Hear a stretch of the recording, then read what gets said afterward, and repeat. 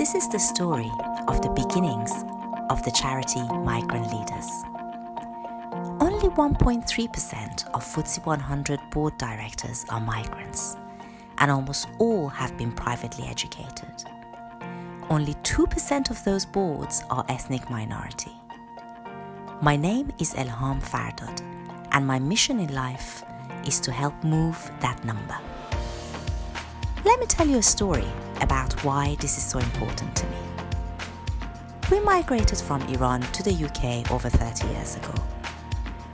My overwhelming sense was one of adventure, and once we arrived here, I felt very welcomed by the British and relieved that I could be sure there will be no bombings at night.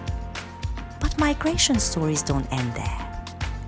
My story led me through family breakup and by 18 years old having nothing. But I was determined and gained the support of wonderful people and mentors, which enabled me to become a financial controller at GE by the age of 25. I went on to have a rewarding career at GE, News Corp, and EY. For years, I mentored younger ethnic minorities at these companies and people of disadvantaged backgrounds in the community. But I've come to a realization that every phase in life must have a main focus, and I chose at this point to focus my efforts on developing the next generation of disadvantaged young people to really succeed in the large corporates, so that my experience can tangibly impact as many people as possible. I just know I must do this now before we lose a generation who have gone through so much, and yet because of that will be more driven than most, able to take the risks essential for innovation and exponential growth for the British economy. Wouldn't it be great if we as a migrant population give that gift to Britain, the country that has welcomed us and given us so much opportunity? The story of our charity really begins, as ever, with a lucky event disguised as bad luck. During summer 2017, I was on holiday in China with my family. Unusually, I had jet lag and would wake up at 4 a.m. each morning.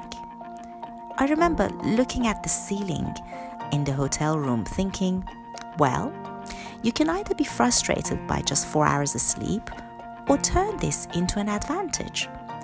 So for 2 weeks, I had 5 hours each day before the children would wake up so that I could write my proposal for what became the charity Migrant Leaders.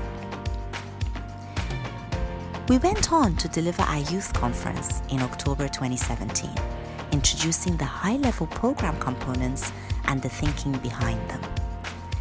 This youth conference became one of the most pivotal instances of consultation on the high-level program design, as young people gave me feedback on what they liked in this proposed program and what in their view wouldn't work. I remember one very bright 16-year-old who told me that young people just don't learn in such linear ways these days. This and other valuable feedback enabled us to iterate this program design into what it is today. From these small beginnings, Migrant Leaders Charity has gone on to have hundreds of director-grade mentors from more than 95 FTSE 100 and leading firms. We also have capability and leadership workshops and conferences throughout the year, and a digital program to share our resources with all underrepresented young people across the country. We've also formed pivotal partnerships with FTSE 100 and leading companies in order to provide our young people with quality work experiences and insights into leading corporates.